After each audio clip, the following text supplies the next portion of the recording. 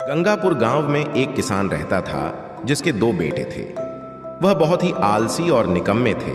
वह अपने पिता को कामकाज में हाथ बटाने के बजाय आलस किया करते थे, इधर उधर घूमते फिरते थे। किसान को अपने बेटों की बहुत फिक्र थी।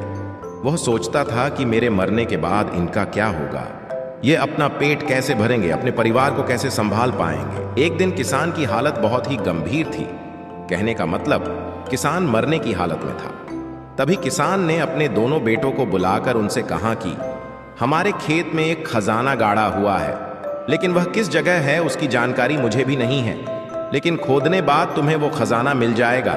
इतना कहकर किसान ने अपना दम तोड़ दिया।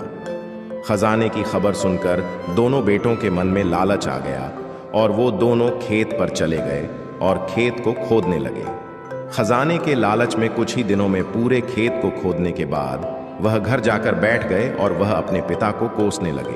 इसी तरह और वर्षा ऋतु का आगमन हुआ।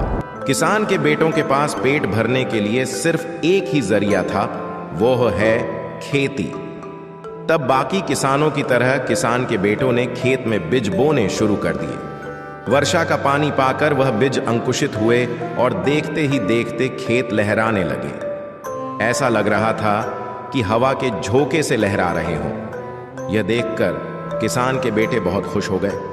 उनको समझ आ गया कि परिश्रम ही सच्चा धन होता है, और वो उसी तरह से अपने पिता के शब्दों का मोल भी समझ गए और अपने कामकाज में लग गए।